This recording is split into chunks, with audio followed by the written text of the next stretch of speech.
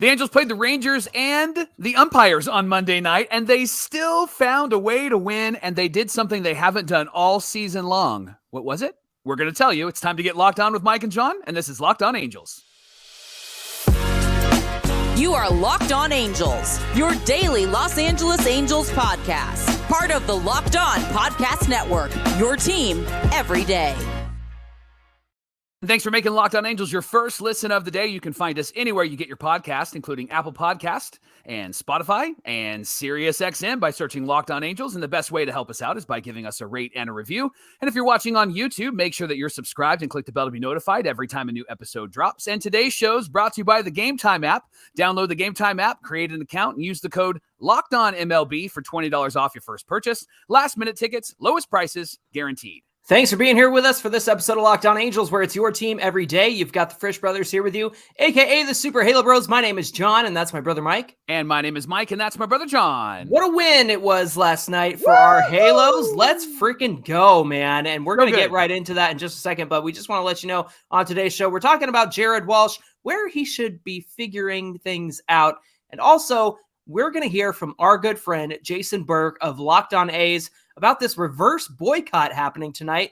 We're Angel fans. However, the A's are in our division, and we feel like Angel fans should know what's going on with their rival. Plus, it's very important if you're a baseball fan in general. So we'll get to that. But Mike, let's talk about last night's game. Oh my goodness. This was a game and a half, Johnny. And so should we talk about the first half, or should we talk about the second half, or maybe the third and the fourth? They felt like four quarters, right? We started off and it was a struggle because Tyler Anderson really struggled in this game. But Johnny, something about Tyler Anderson, and I know I might get some heat for this, but that's okay. I'll play the heel. Tyler Anderson keeps the Angels in the game. Even though he gets down, he keeps the Angels in the game. He did it in his last start when he pitched against the Cubbies. We were there. And then again, he did it last night against the Rangers, and the Angels found themselves down by 4 runs. But Anderson ended up going 6 innings, Johnny. I know he gave up 5 runs. But what was so remarkable about his performance is that once the Rangers got up, he finally shifted into a different gear, and it felt like the Angels were just coming. There was that 5th inning where they had the error, and then the overthrow, and then the wild pitch, and then the sacrifice fly, and suddenly it's 5-3. Suddenly it's 5-4, and then Johnny, Shohei Ohtani does what Shohei Ohtani does. He hits 2 home runs. His first home run tied the ball game at 5, and it was a moonshot, wasn't it? Yeah, absolutely. It went all the way to dead center, second deck, Mike. It was huge, and Mark Gubicza called for it too, which was so good, really incredible. And we'll talk about him more because he was the hero in this one. Yeah. Zach Neto had 2 hits, just 2 doubles, Mike, down the left field line. And then he had an incredible play where he channeled his inner Spider-Man on the wall and jumped up on the wall to make that catch. Vice had 2 hits. There's Peter Parker, there's Miles Morales, and there's Zach Neto. Okay, that's got it. Right. Go ahead. Yeah. Zach Neto is actually a good Spider-Man name. I like that. It is a good name. Taylor Ward had 2 hits, and man, he had to play first base right after we've had to deal with the umpires once again. Mike, I'm dead serious. I'm starting an ump show counter, and we're going to put it on Super Halo Bros and Locked On Angels because this is getting ridiculous. And I know there's people who say, well, Brandon shouldn't have swung at the strikes below this or the balls below the zone. Get out of here with that nonsense, because he laid off the 3rd pitch that was a clear ball, and he got called strike 3 for it. So what does that even matter if he had a good at bat or not when the ball is clearly out of the strike zone? Then you had the play at first base where the guy didn't even touch the bag, and they send it to Manhattan again. The dweebs in Manhattan can't get it right and don't turn over the call. It was all for naught because the Angels battled the Rangers and they battled the umpires. They're battling everybody. It's us against the world, and I'm here for it. Mike, we talk about it all the time. The Angels have to be competitive against good teams. We'll talk about a competitive game. This is the most competitive. Even if they had lost, I think I still would have been satisfied with this game just because they showed up and they were in it until the very end. And then not only that, they go into extra innings. Shohei Ohtani's like, I'm tired of this nonsense. I want to go home. So he hits a 2-run home run to put the Angels up 7-5 to break the tie.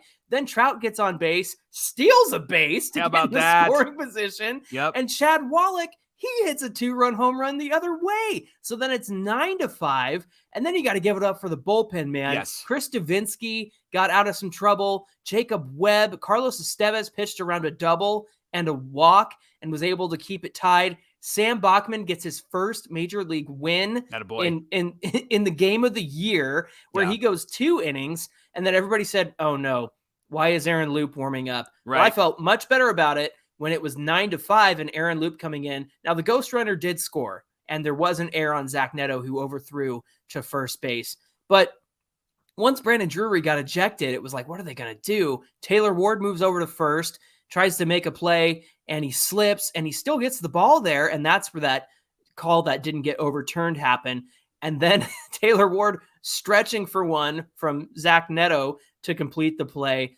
Man, they just stepped up and showed out in the biggest possible way. Incredible. Shohei Ohtani's leading the AL in home runs now, Mike. Now that Aaron Judge is on the IL, Yordan Alvarez is on the IL, Ohtani said, you know what? I'm going to take that lead tonight. I'm going to take the lead for my team. I'm going to take the lead in the American League in home runs. I was on the edge of my seat for this whole thing, man.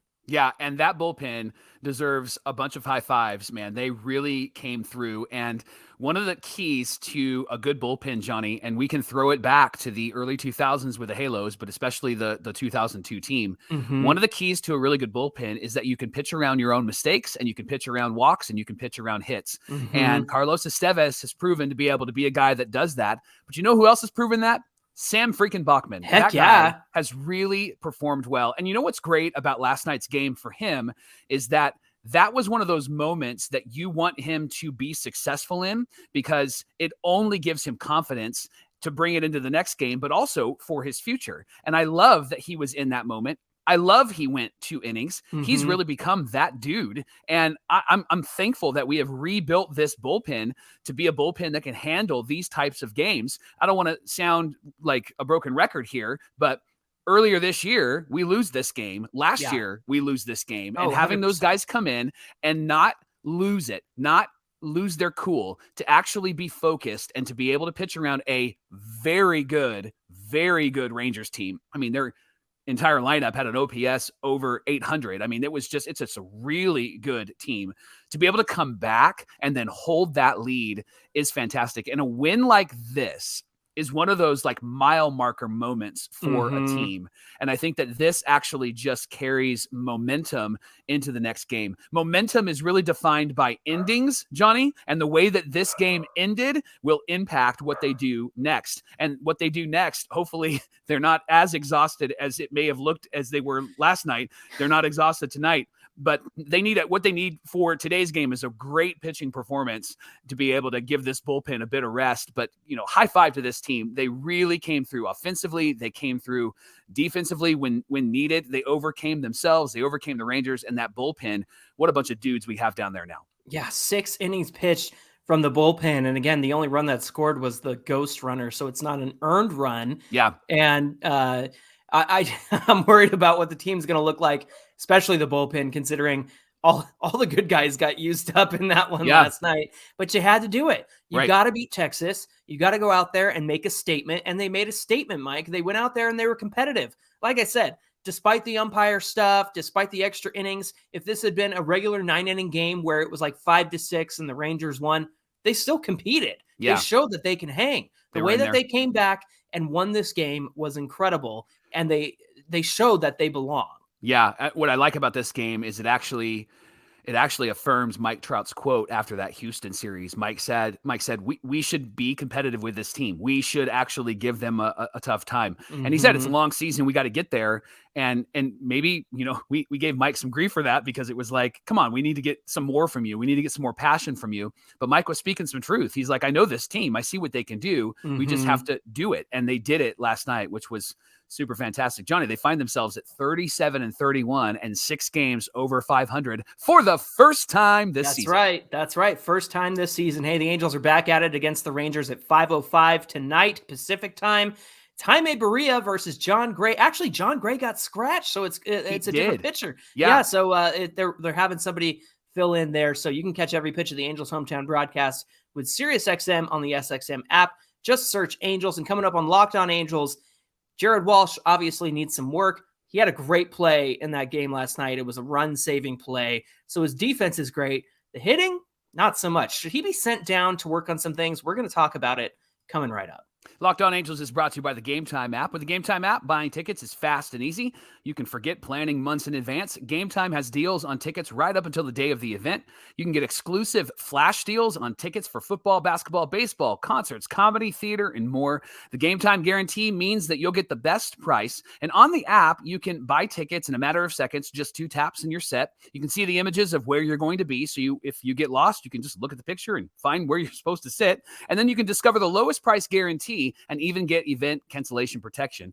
The tickets are sent directly to your phone, which is great. You don't have to dig through your emails. And if you find tickets in the same section, in the same row for less, Game Time will credit you 110% of the difference. So grab tickets without all of the stress with the Game Time app. Download the Game Time app right now. Create an account and use our code LOCKEDONMLB for $20 off your first purchase. There are some terms that do apply. Again, create an account and redeem with this code LOCKEDONMLB. You'll get $20 off.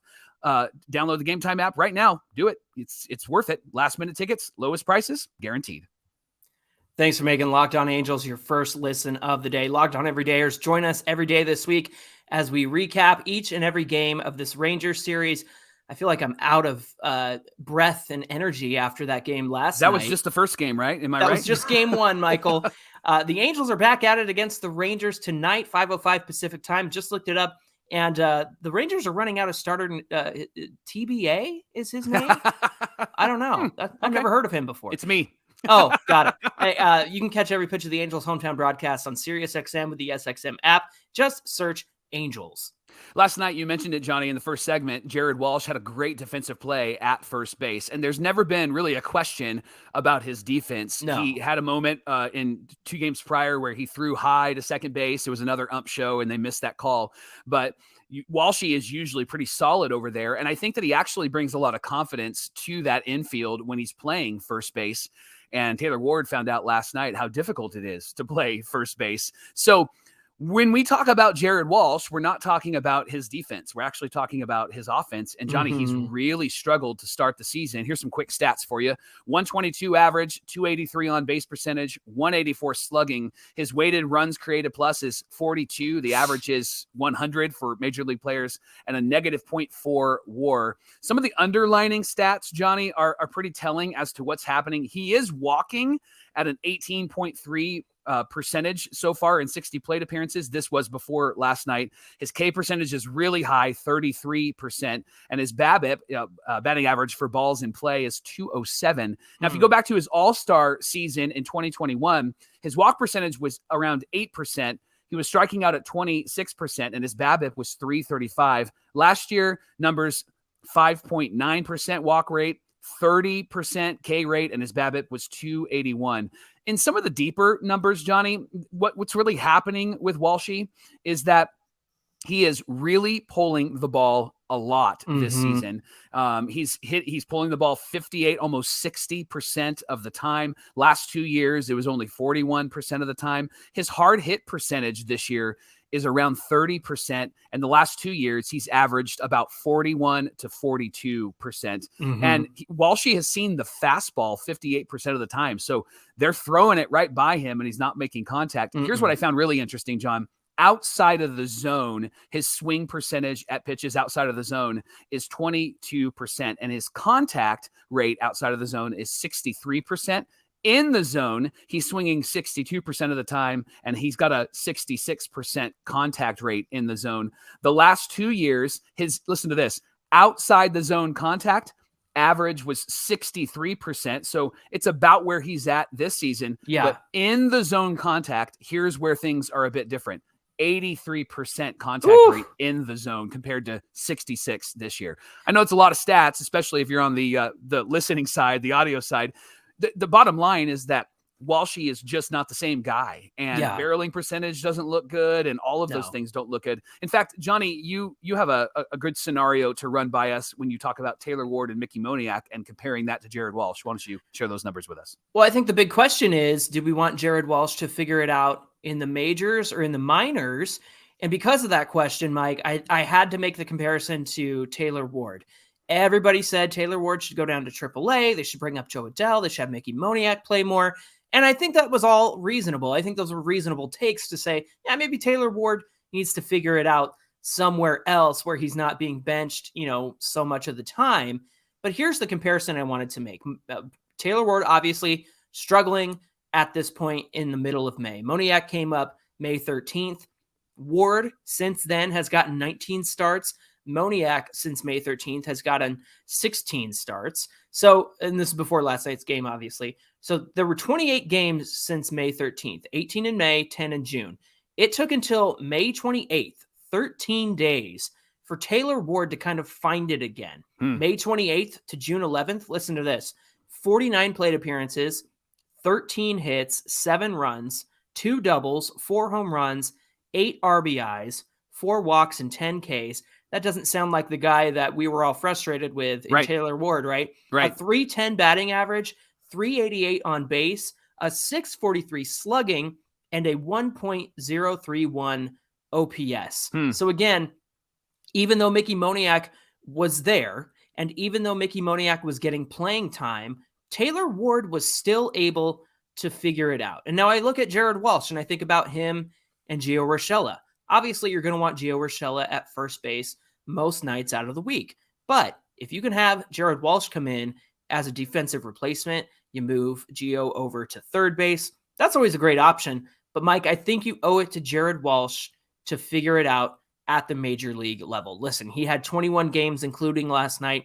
It looks like he had himself a game against the White Sox. You remember that big win we had over the White Sox? 5 plate appearances, 2 hits, 2 doubles, and 3 RBIs. But listen to this. Those 2 doubles, one was 55 miles per hour down the line and 71 miles per hour down the line. And since then, he's had another hit, a double. But here's my point. Taylor Ward got right in 18 games sharing time with Moniak. Now, Walsh, again, has been in it 21 games, but maybe he's a little bit behind the curve just because, number one, he's been sharing time at first base. Number two, he got a late start to the season. I know that he was in spring training, but then he's been, out of it since he went on that rehab to take care of insomnia and headaches and vision issues. I think Jared Walsh can get right, and I think we owe it to him to get right at the majors. Now, I know there's a question of Trey Cabbage being called up. You don't really know what you have in Trey Cabbage at the major league level. I mean, he's crushing it in the minors, of course. Then there's the added wrinkle of Daniel Murphy getting signed for depth. That guy can play the infield. He's 38 years old, but I think he can be a good glove over at first base. Obviously, they signed him because they saw how well he was doing, and he makes contact. So I think contact is the key there for Daniel Murphy. Mike, do the Angels keep Walsh in the majors, or do they send him down having, given all the information I just gave you, 18 games for Ward to figure it out? Can Walsh figure it out? Johnny, I think he figured it out in AAA. He was crushing the ball in AAA, and now he's in the majors, and I think that giving Walsh some time in the majors to continue to figure it out is worth a shot. I remember in the early 90s, a little guy named JT Snow came up for the Angels. My first favorite player. He had a banger of an April, and then May and June, he fell off a cliff. And the Angels didn't send him back down. They let him figure it out. And a part of the reason why they let him figure it out is he had a great glove at first base. And he actually gives credit to being able to stay in the majors for impacting his entire career, because he would have lost a lot of confidence.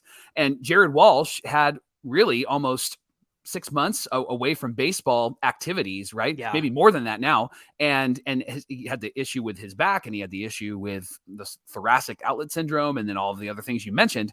Yeah. And so the guy has got a hill to climb.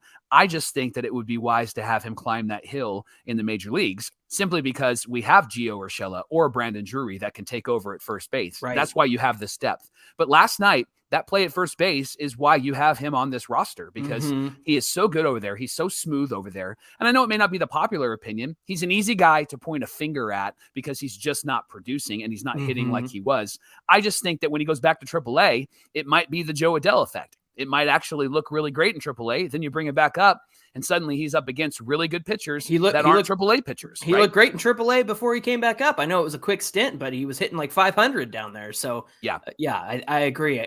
You've got to try him out against major league pitching. I think that's super important. Johnny, tonight in Oakland, there's something pretty interesting happening. Yes. And our friend Jason Burke, who does Locked On A's, actually talked about it. There's a reverse boycott happening. Yes. And essentially what it means is that the fans are showing up, and it sounds like maybe about 20,000 fans. Jason will be here in a minute to share some of the details. But Johnny, the idea is that it's not that fans don't want to show up. It's that fans do want to show up.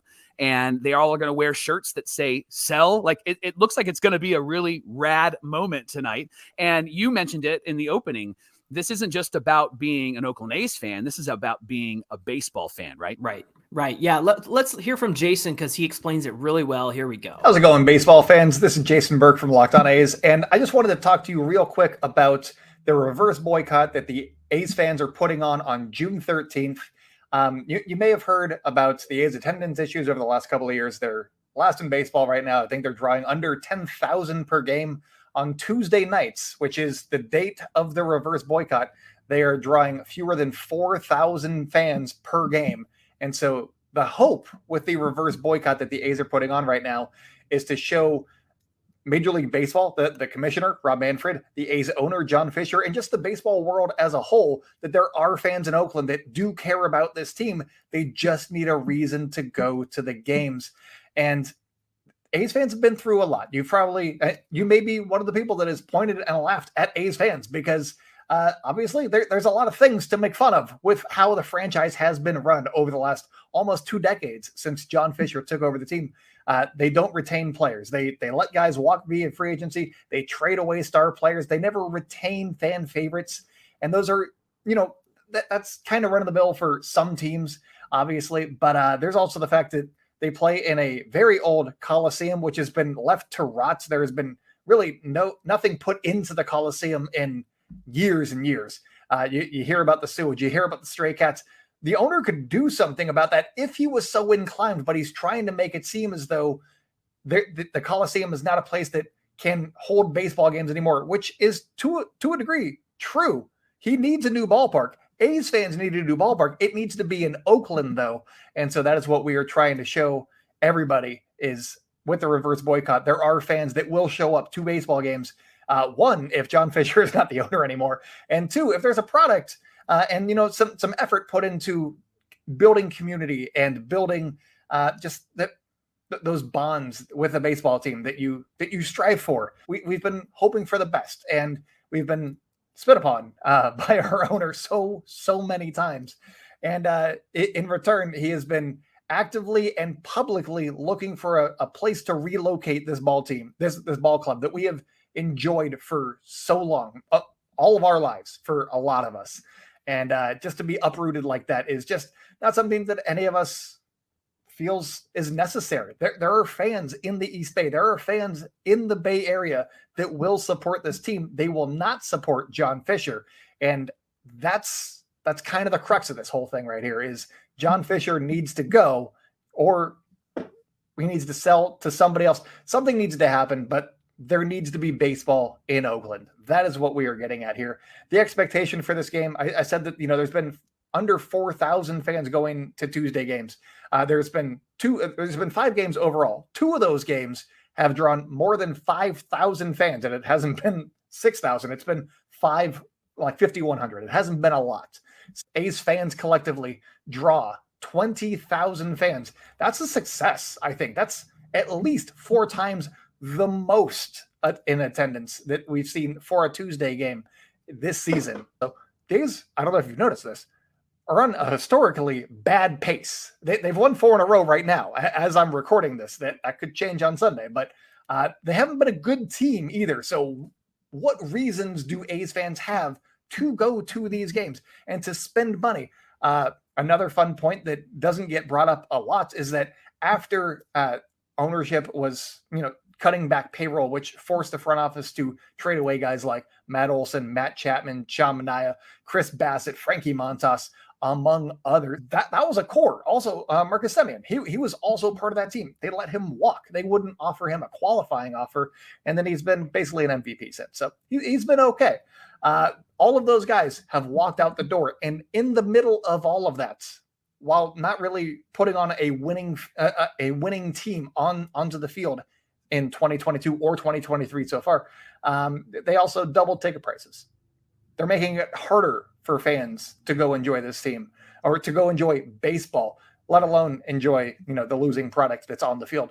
So there's been a lot of barriers put in front of A's fans. And so we're going to try and jump over those barriers, not literally, but figuratively, on Tuesday, June 13th against the Tampa Bay Rays. A's fans picked a team that doesn't usually draw that well. The Tampa Bay Rays are that team. And so obviously they're one of the better teams in baseball, maybe even the best at the time that you're hearing this. So we're going to see what A's fans can do.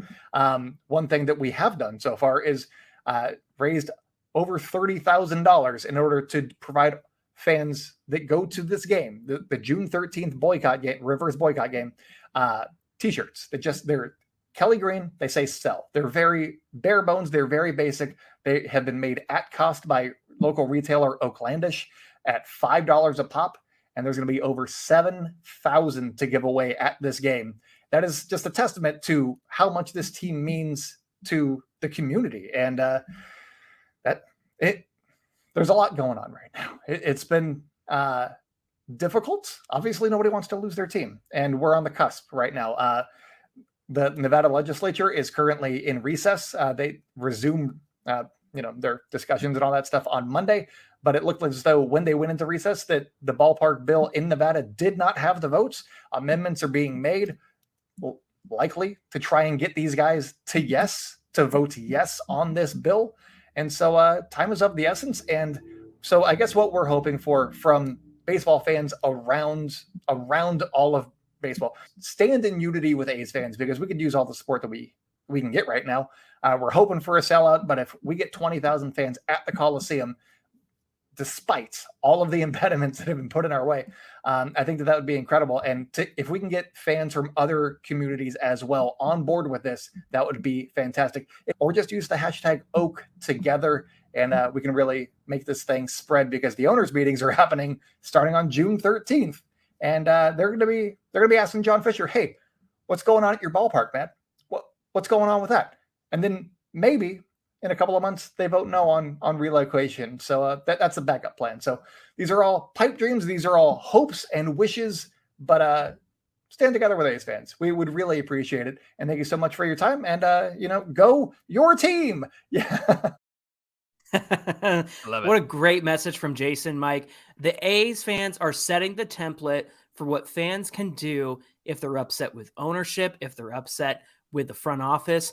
And to be honest, with as much as we've talked about Artie Moreno and how upset he makes fans, the A's are going out there and to double ticket prices and not even put a winning ball club on the field. Now they've won 6 in a row since that video he made. So now they're at 6. But I think that A's fans are doing a great thing, not just for A's, but for baseball. And I think it's important for all of us to know what's happening in the world of baseball. And also for Rob Manfred to be in support of the team moving, I think is totally backwards.